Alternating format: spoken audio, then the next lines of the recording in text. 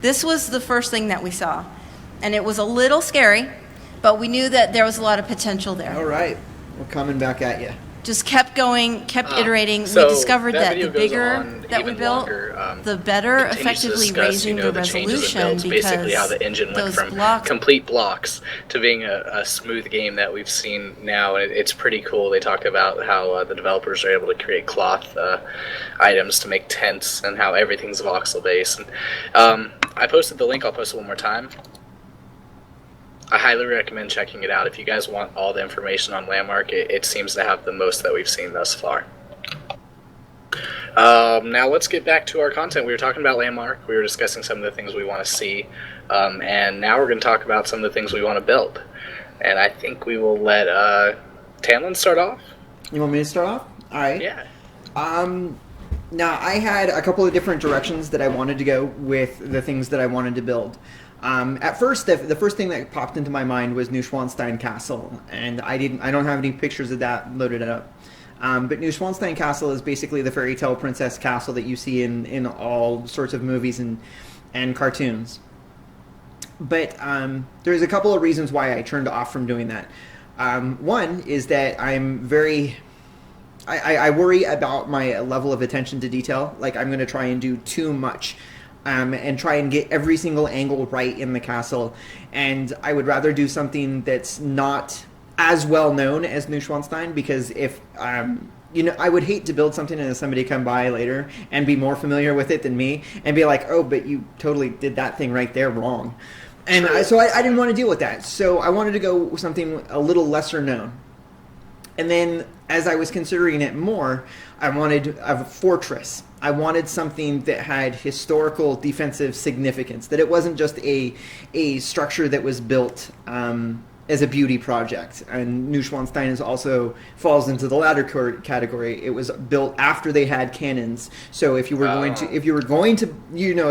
lay siege to Neuschwanstein in the era that it was built, you would cannon it and it would fall to pieces. I didn't know that. So the castle that I found is called Burg Eltz, and it was first built in the 12th century, and the family of German nobility that first built it have held on to this castle for 33 generations. It was a castle that has never been laid siege to, and because it has never been laid siege to, it doesn't have any of that structural damage that you'd expect from like that sort of conflict. And so I'm going to bring it up for you right now so you can take a look at it. And are you going to sort of theme it towards Norath a little bit, or are you going to probably go on one? No, my first build is going to be for me. The first thing I'm going to try and build something that I want to build, and I lived in Germany for 3 years. I love the castles, and I just want to build a very European-looking castle. And I have another picture of the castle from another angle. And again, this castle, it looks more modern, but it is the original structure of that castle is 800 years old. You can probably see down here at the bottom where it looks a lot older, and then the upper built-up part looks newer. And again, it's not as new. It's not as well known. So if I make a mistake while I'm building it, I don't think I'm going to be having to deal with people, calling me out and saying, hey, you missed this detail, wrong. It's going to be a really hard build, but it's gorgeous. I think it'll look really cool. Even, it fits within a Norathian theme, I think. Gogo Jira brings up, Kinos. I didn't know Kinos was an actual place. I think it kind of fits within the world as is. That's cool. Yeah, and we're seeing the videos that Cal just showed about what they were building on the Minecraft server is like, I knew that I was going to have to do something with the inside of anything that I'm building, but I never knew how much attention that you could put into just the inside of it as opposed to just the outside of it.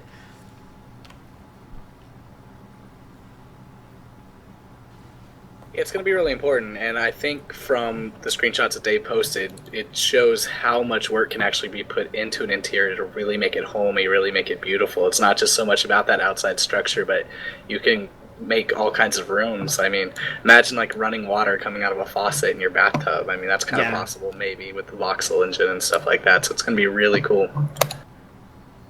And then hopefully one day you'll be able to put NPCs in there, maybe some butlers or maybe some orcs take it over, and you let people like sort of raid it as a dungeon and sort of clear the mobs out. That would be cool too. That's one thing I'm looking forward to, is like the questing abilities maybe, or the combat abilities of putting NPCs into these creations, creating dungeons out of them and stuff. And I think that's going to be really cool. We haven't seen too much. There's a kitty. We haven't seen too much about that or heard too much, but I think it should be cool. I am going to go next, if that's okay. Absolutely. I have discussed many times, if you want to pop up that video while I talk, I've discussed many times that I have wanted to build Disney World, and apparently some people thought that was a joke. So I just want to reiterate myself here and state that Chewina will be accepting builders on our top secret, now not so top secret anymore, Disney World project.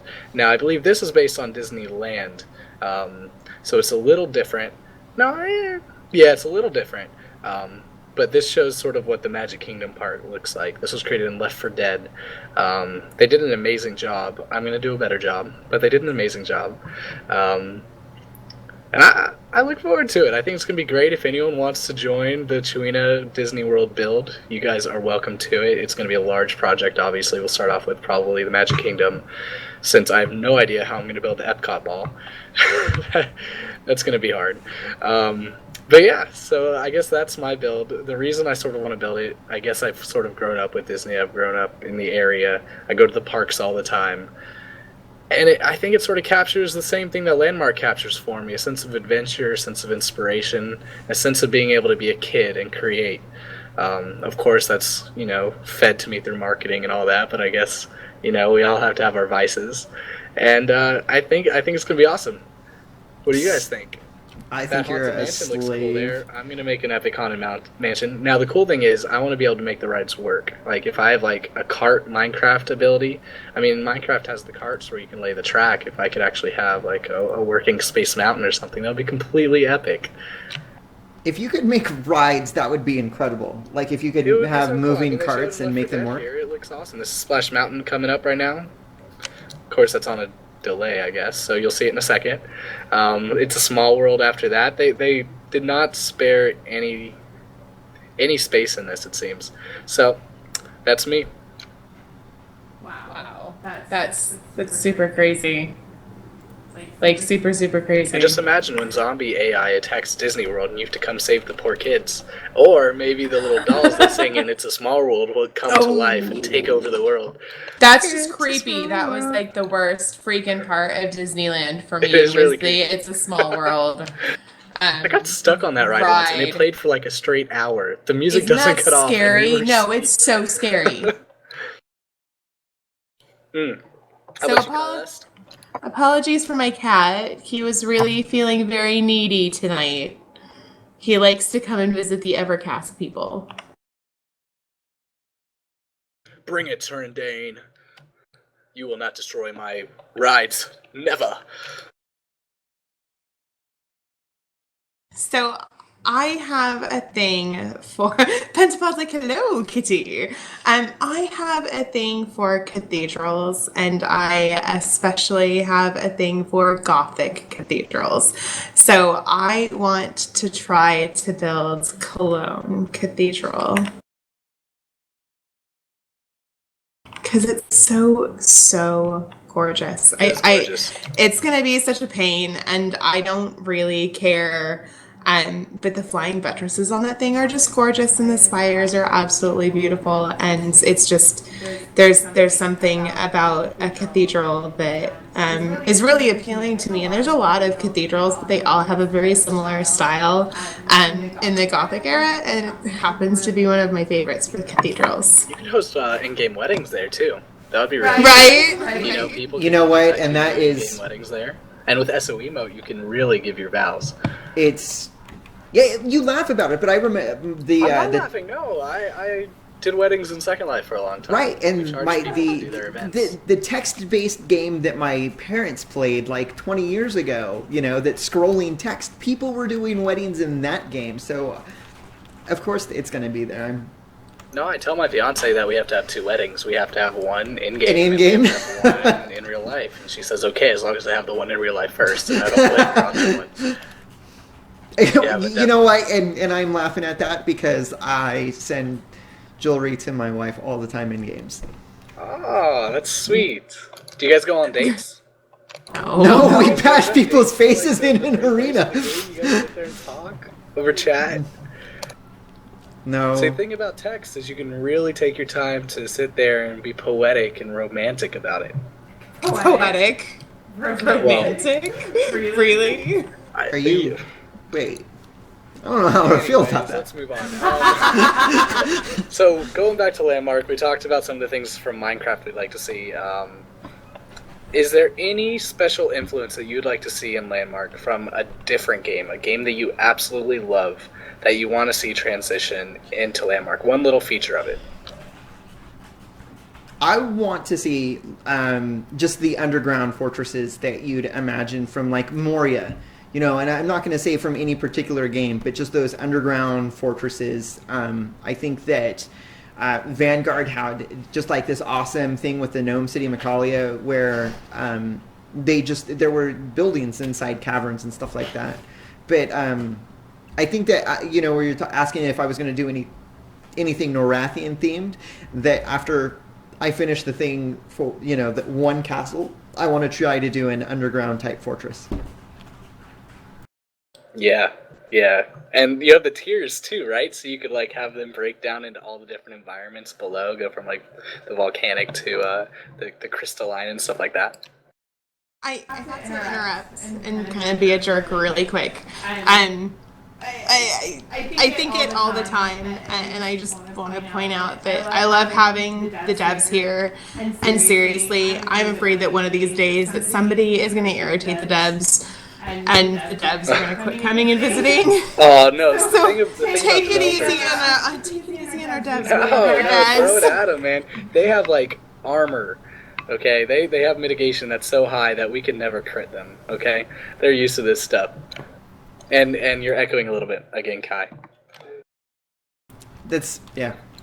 We're learning. We're trying to move things around to make it easier on everybody involved in the show, and we tried something new this time, and it's definitely a learning experience.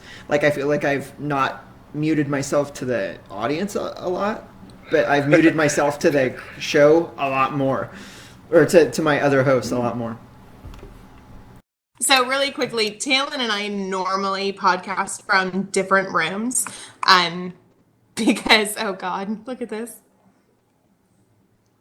So Talon and I normally podcast from different rooms, because it's easier on tech, but the room that I podcast from is in the back of the house. It's cold in the winter. It's blazing hot in the summer. And the lighting is shite. And it's really, honestly, frankly, really uncomfortable. So we've been trying to figure out a way to podcast from the same room rather than different rooms. That way, if he really does forget to push his button and pulls a Talon, I can snap at him over the desk or wave at him or whatever. True. Oh my God, if you pulled a Talon and you weren't there, it would be a mess. We would never know. We'd be yelling at him, and because he can't see our communication other than us talking, we'd be yelling Tanlin over the stream. I guess we do that anyways, but yeah. So the thing is that I have a press to talk button, and we didn't think that she would be picked up by my mic as long as we're both not trying to talk at the same time. But I forget that I leave an open mic on XSplit and it picks everything up. But you know, going back to trolling the developers. Yeah, let's talk about more interesting things. Like, well, I'm just saying our numbers spike whenever we mention developers and trolling. So I think the community might be with us a little bit on this. They troll us, do they not? I think they troll us a lot. Dave is not here. Dave was the worst. Mead is pretty bad at trolling. Yeah. And Dave is pretty bad. Yeah, you're right. They're both pretty... and the thing is I loved having Dave here, and don't get me wrong, I'm definitely not complaining about him being here. It was funny.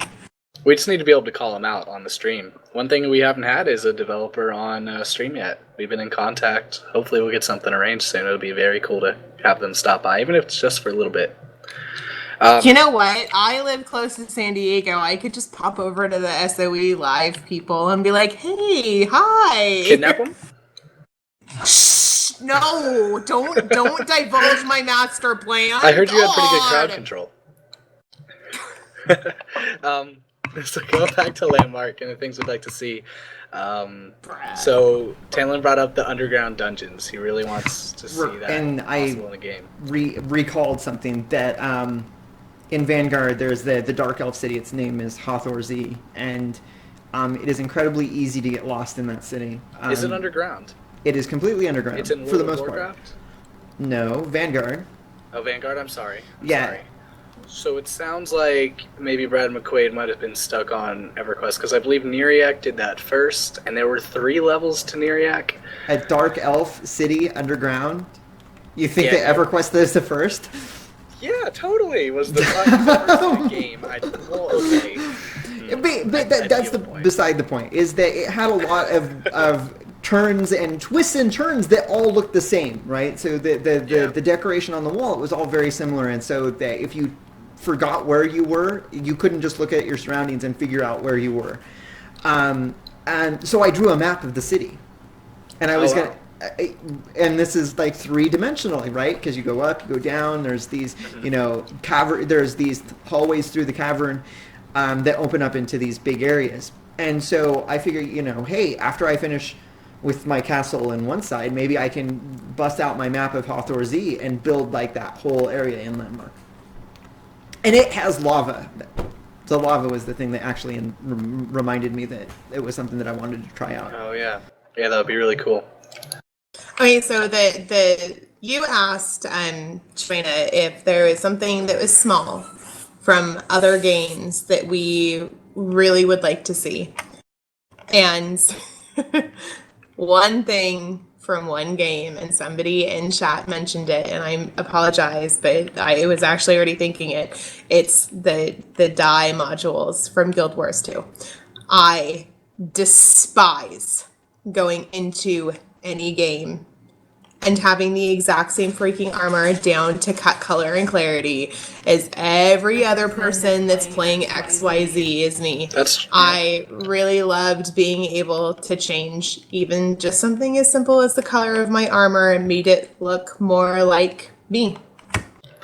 That's something we haven't heard about from Landmark. We heard about the heritage type sets that they're working on for EverQuest Next, and I'd expect EverQuest Next Landmark as well, but we haven't actually seen what kind of armor is going to be available, what we can craft in terms of clothing for Landmark. We've seen that that maroon cloth, outfit, but we haven't seen anything else. Pink. Can we expect anything? I'd like to really hear more about it. Well, Kylus, I'm sure, wants some sort of pink.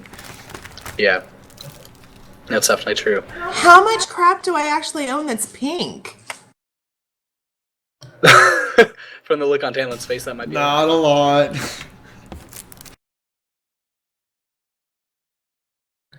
J.K. Kennedy brings up a good idea. Dyes are easy to monetize and free to play. The thing that I like to just talk about when it comes to EverQuest Next Landmark, especially Landmark and free to play, is that they don't need to sell that much, I think. They're going to sell their items, of course. They're going to have their sort of studio things that you can buy and you can put into your house. But I think most of the money, from my speculation, of course, is going to come from the transactions of them, from players. They take a percentage of the profits from every player-made sale that the players put up on Players Studio. I think it's like 40%. So you think all these players are creating things. The developers aren't, creating them. It saves them a lot of time, and yet they're making money off of these transactions of us playing. So not only does it sort of keep the game free for most players, but it also can bring them in a lot of money. That's we get 60%. Okay. So yeah, go, welcome to Disney World, $5 a ride. I think there's probably more potential for an amazing free-to-play model out of EverQuest Next Landmark than we've seen in previous MMOs, because of the ability for them not to charge you for this and that and this and that, but for you to be able to spend your money where you want it to and not be restricted at all. The one thing I'd like to see in EverQuest Next Landmark from another game... Wow, I don't even know if I have something. I asked you guys. Is there anything else you guys would like to see while I think this up? I think that this is actually a pretty good topic because I think that's one of the things that I liked the most about Guild Wars 2 to a certain extent, and I think that Star Wars The Old Republic had it, is that you would pick out your color scheme for your gear, and that if you got a new piece of gear and put it in that slot, that it would pick up the colors that you had already predetermined and try and match that. And I know it wasn't perfect, but I'm not really big on that sort of thing. I kind of just like make a color and then run off with it. I don't spend a lot of time doing transmog. But at the same time, I liked that system of doing it. Vanguard has a perfect system of doing it because you have your equipped tab and then you have your appearance tab. And as long as the equipment stays in your equipped tab, as long as the stuff stays equipped in your appearance tab, it doesn't matter what you're actually using, it always uses your appearance tab. And so you could change, as you're questing and going along and doing all this different stuff, if you replace one piece of gear with another piece of gear, it doesn't change what you look like because it takes what your appearance slot looks like. And, in Warcraft, it's like, they added in transmog so that you could customize your look. But it's like, I got this new item. Now I have to go run to one or two places in the entire world and get it changed the way I want to look it. So it kind of, it takes a little bit of time. I'd much rather have just a one-time, like, this is what I want it to look like, or this is the color scheme I want it to have, and not have to constantly worry about it. Oh my gosh, my camera froze on the worst possible look that I could ever give. That's fantastic. Oh, no, Well, it hasn't come back yet. It's really disappointing me. Everything's working fine. Okay, my camera dropped out. How odd. Let's see if it's back. All right, we're good to go. It's okay. I just muted myself again. But yeah, you totally had like the how you doing look when your camera froze. Oy. All right. I still can't. I think the problem with me coming up with an item or a feature from a game that I really want to see in EverQuest Next is because there's a reason I'm not playing MMOs right now, and that's because everything I see sort of bores me. And I could say things for EverQuest Next, which is a story-driven MMO, but Landmark's hard because there's not too many creation games. I'm going to go with this. I'm going to go with Second Life, and I'll bring up what I said earlier. I want to see scripting. I want to see if you want us to create player, system-level creations where we can create battlegrounds and stuff like that. I want to be able to create cars. I want to be able to create everything. There's a physics engine built in. Give us some sort of scripting language where we can really take advantage of the voxel technology and really create something awesome. So that's what I want to see. I want to be able to. They've already confirmed like copy-paste linking and stuff like that. So why can't I, create a car, link it all together, and add a script that makes it run? That's what I'd like to see. Not at launch. No rush. But I do want to see it eventually. I think that would really set it apart from Minecraft and any other voxel building game. Okay, Hateblade has a good point. He says, "Is there any way I can not see your car?" I'm going to say yes because there's multiple continents. If I place a car on a Norathian themed continent, then of course the community is going to report it. It'll get taken down. Just don't come onto my continent that's sort of based in reality or based in a car. Maybe I have a NASCAR continent or something. Don't go there if you don't want to see it. That's what I'd say.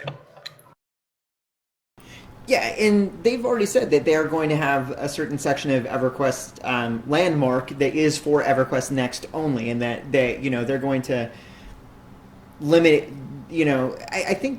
I don't know. I think the community will pretty much decide outside of the one area for EverQuest Next, like what you can or what they want built or whatever.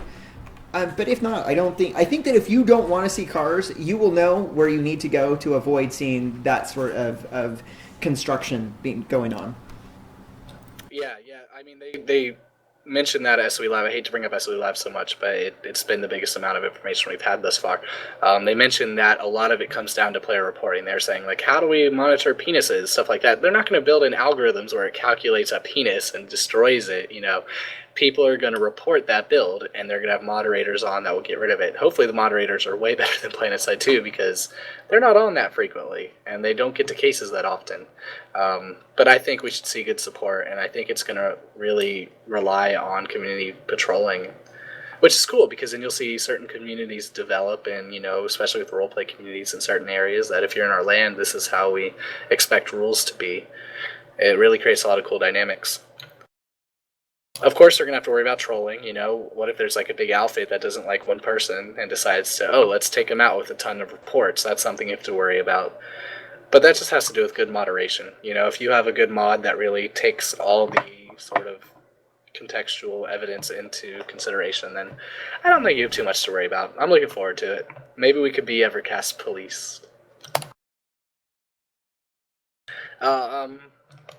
So, what? Was that me? No, that was me being an alarm going off, Oh. being the police. Okay, I'm sorry, I wasn't paying attention. I guess we can move to the round table. But before that, I guess, do you guys have any questions about Landmark? We've all been able to talk to a lot of people about this. We don't have any information that you can't get, but maybe there's something that you haven't seen yet that we've maybe had the time to see. So if there's any question you have about Landmark, we'll try and answer it for you, and maybe we can reach out to some devs and get it answered too. Just go ahead and put it in chat real quick. Let's see what we can come up with, because I know a lot of friends are always like, what is Landmark? It's either like, what is Landmark? There's another game coming out, or it's like, what the hell is the difference between the two? And I think we've covered it pretty well to a point, but I know there's still a lot of questions that people might have. Oh, is EQNL a good game? Haven't played it yet. Yeah, that's not something we can answer. We have not played it, unfortunately.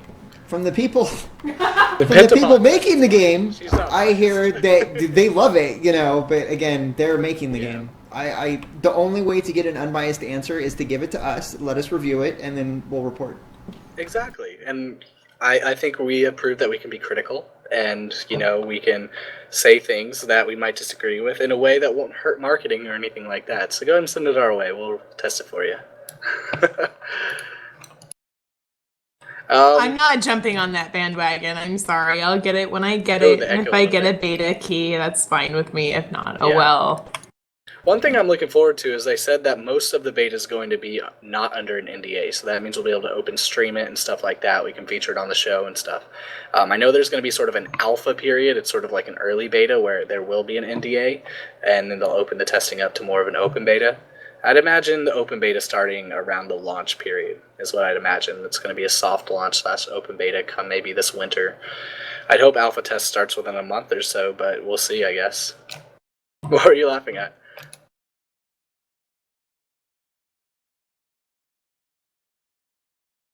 Oh, yeah. Alpha, beta, I'll get it when I get it.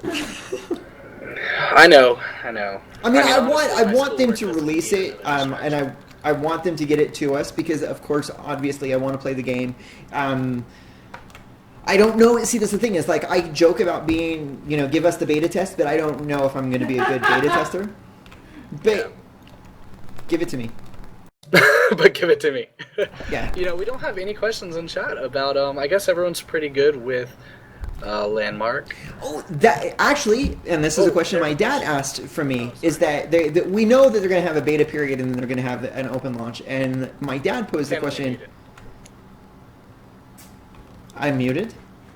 They say you are. Or they're pulling your strings, Oh my god. It's the boy they called Wolf. They hear you. That is okay. We're never trusting you guys again. Anyway, my dad was asking if you create something during the beta period, is it going to transfer over to the actual launch? Because we've heard, when you beta test other games, like they're going to do a beta weekend, and you can go from level 1 to 30. But then they let you know up front that, like, hey, when we launch the game, that character that you were playing in the beta, it's gone. It's going to be wiped out. Or maybe they'll do a beta test this weekend, and then they're going to do a beta test 2 weeks from now, and the character that you played on that first week, you can continue over to the second beta. And so for a person who wants to put a lot of effort into the constructions that they're going to make, and I'm not asking for an answer, but to have that answer come forth in a timely manner would be important to know. I'm sure when they if we were going to announce that, yeah. I could see them being very careful, as you're saying. I'd imagine alpha there will be a wipe, and then I imagine them being, that they should be completely upfront and say, hey, there will be no wipes as of this date. And they've done that before. Like, So I don't know. We'll see. One question that was posted in chat. Let me see who by. Crodex. Crodex asked if we're going to be able to import our own textures and things like that. What I'd say to that is I don't think there's going to be like an in-game upload where you just upload something and put it into the game. And that's because they have a certain art style that they want to, work with, even though we're able to create whatever we want. But in PlanetSide 2, you can create camos, and those camos go on characters. And so I'd say that maybe if you send it to them, maybe there's a player studio for that where you can get pre-approved textures. Maybe people could come up with texture packs where, they sell it into the game and then you could use that. So I'd say there's probably a way to implement it, but I don't know if it's going to be so open where you can just click a button. But we haven't heard anything about that, so that'll be interesting to hear too. Are we going to have something of the Smart AI, I'm guessing? They've stated that there's going to be AI eventually, probably. Perhaps soon TM. But we don't know when. We don't know what it'll look like. We don't know anything about that yet. But yeah, I think so eventually. Well, Gogo wonders what kind of races people are expecting. Do you guys have any input on that? I think that the 5 confirmed races that they've confirmed for EverQuest Next will be available for Landmark. I forget what they are off the top of my head. So I know that's Dwarf, Ogre, Dark Elf, Karen, Human. Yeah. Ogre, I think, was one of the confirmed ones. Yep. And that's it thus far that we've seen. Drow Fae. Yeah, Fae. They said they liked it, but we haven't seen anything yet. Right. They haven't said it. Right. Yeah. They said that they saw that it was like the one that was voted on the most in the polls or whatever. So if it's not there at launch, then sooner rather than later. So I will not say that she actually said yes, that there is a video, and I want to say it was Echo. You want to say it was Echo? Okay. Well, I can't fix that. Great playable spiders. Thank you, Pentapod. Great. Now I'm freaked out about spiders. There was a video with the cute art lady. God, what is her name? I am such an ass. What? What is going on? I'm so confused. He's making a spider thingy, and he is dead tonight. Dead, I tell you, dead. What is her name? The girl that does the arts. Rosie Rappaport. Why didn't you just Oh man, I said the cute girl that does the art. I thought that was good enough. Anyways, yes, thank you, Penta and Raz. So yes, Rosie Rappaport doesn't actually say there will be Fae. And I don't want to read too much into it, but I want to say it was a roundtable discussion about the races where it seems kind of implied that they would be there at launch.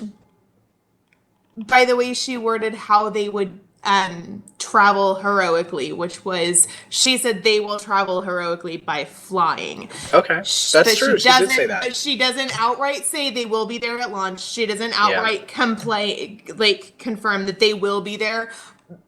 But she did just say, oh my god, if they named the spider Kylest. Oh gosh.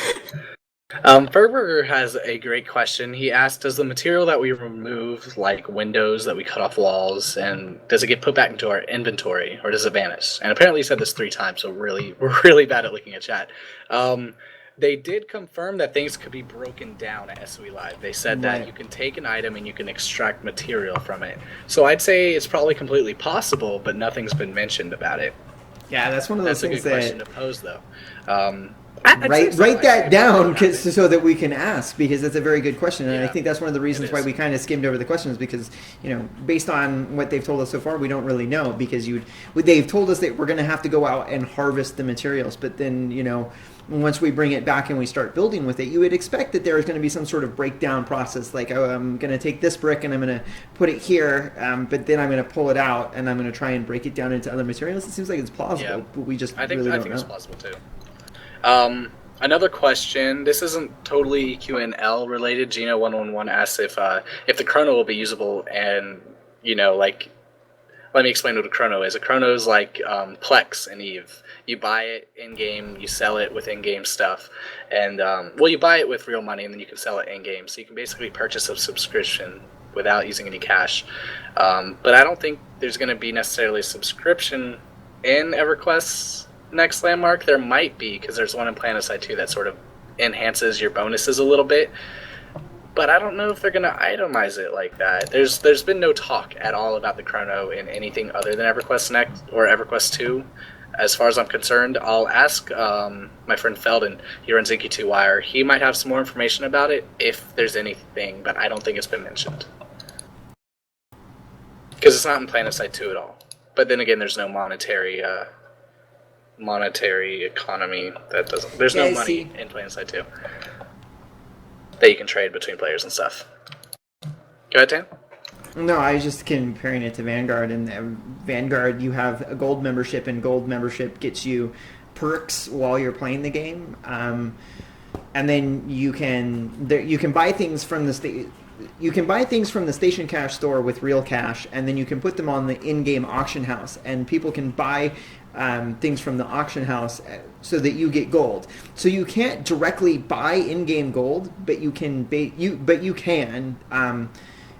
through the system. So I'm sure that we'll see some sort of system like that in EverQuest Next landmark, or EverQuest Next. But I'd imagine so. Like maybe if you're going out harvesting for rocks, you harvest rocks, maybe it doubles it or something like that, so you get the resources faster to be able to build. I can see something like that, and I don't think it's pay to win at all, because you're not competing with anybody in a game like that.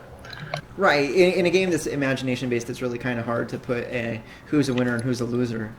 Yeah, exactly.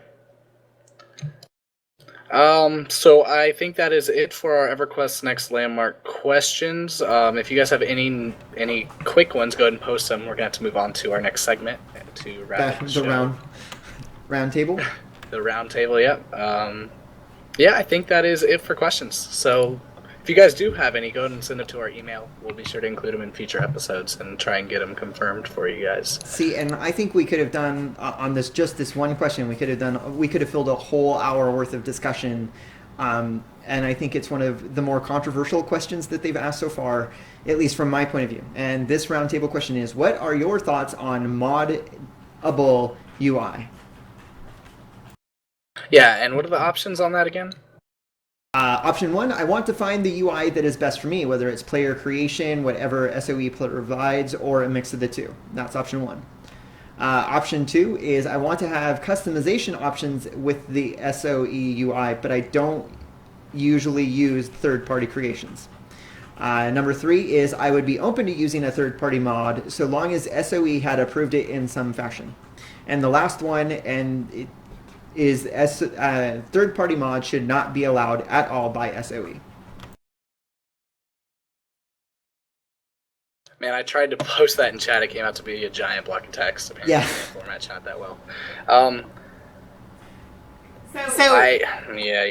Really quick, somebody asks a question, and it's basically I'm losing it. So J.K. Kennedy says the big question is, what does moddable mean? And just really quickly, like in World of Warcraft, and I understand that's I use a custom UI in World of Warcraft, and I use a custom UI in EverQuest 2, and really all it is, they're both third-party UIs, and they both change the physical appearance of the UI that the game comes with.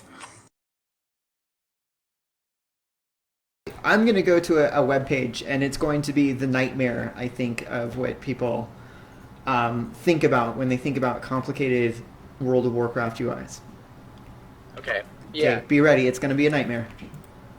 And while you show that, I'm just going to get my opinion out there real quick. I think moddable's definitely out-of-game stuff. It's stuff that's done outside of the game engine that's allowed. Wow, that's a mess, dude. Yeah, and that's my point. But you don't have to use that. That's the thing. It's not required. It's just options.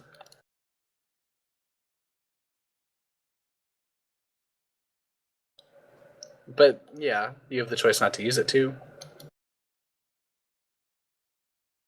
You're muted. I'm muted. Ah!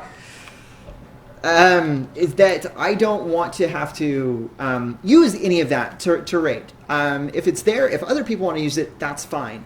And I'm going to say, looking at that right now, is that 3/4 of that you don't need. I don't understand how people want all of that. I mean, if you're a DPS, do you really need to know how much healing is done? If you're not the tank, do you really need to know how much threat is getting put out? Why do you need both of those? You're either holding threat or you're healing. And if you're a healer, the healer's number one job is to make sure people aren't dying. As long as people aren't dying, guess what? You don't need a heal meter. Okay, so my opinion is, as long as it doesn't give you an insane advantage over another player, I think it's completely fine. SOE's had a pretty open policy towards their games and allowing moddable UIs. EverQuest 2 has Drums UI, it has Prophet UI. Some raiders require it, stuff like that. But it really does enhance the game. It allows players to really, create a UI that's good for them. I know Age of Conan, I hated the UI. They never allowed any modding of the UI, and it really turned me off from the game. Not the only thing that turned me off from the game, but it definitely helped to turn me off from the game because I just didn't enjoy the UI at all. So I'd say it's a great option. I'd say give it full customizability, allow people to mod it outside of the game, let me download it if I want to.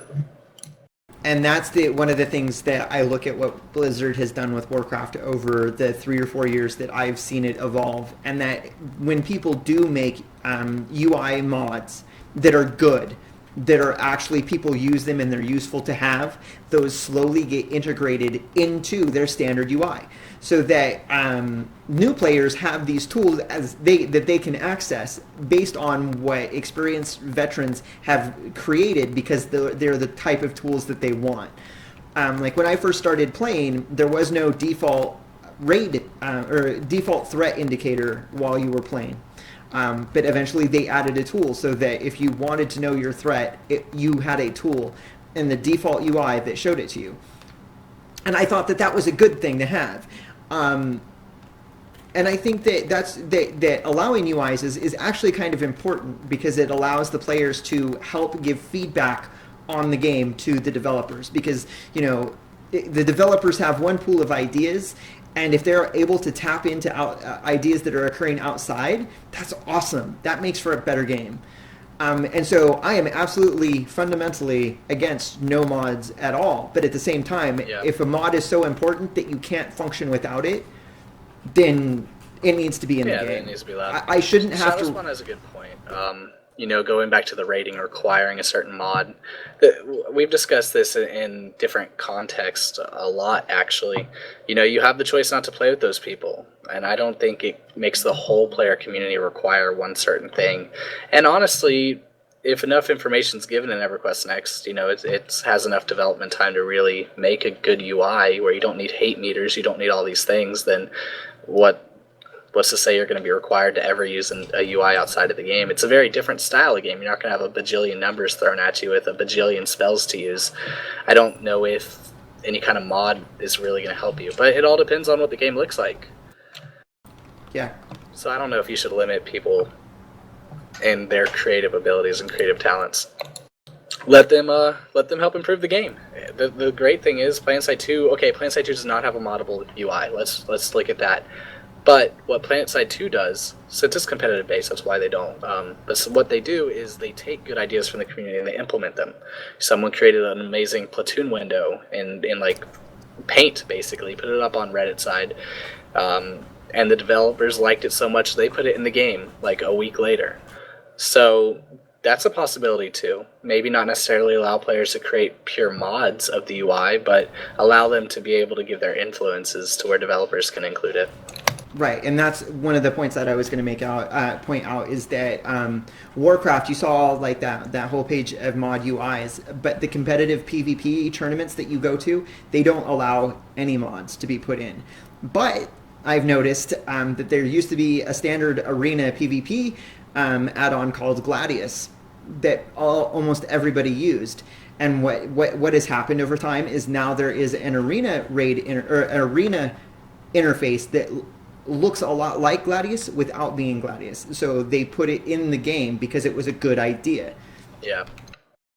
Trendane says that if your game is properly designed, it shouldn't require mods. To me, that reads as incomplete development. And I'd say, yes, I'd agree with that in a single-player game. As an MMO, I wouldn't agree with that because of the complicated nature of MMOs themselves, and because so many people be playing this game with different play styles. It's a different beast. You're not going through a singular experience. You're able to, have so many different experiences, and sometimes that requires sometimes different UIs. Skyrim is a prime example of a good quality limited UI, J.K. Kennedy says in chat, and I totally disagree with that. I modded my Skyrim UI right away. I thought it was an awful UI, and a lot of people did. So I don't know if you can definitely say it's bad design. There are bad designs in UI elements, but just because you don't make a UI that everyone loves, I don't know. We should move on to the next. Menus. Okay. We should move on to the next question because I could go on about this particular one. Obviously. Okay. So our last question.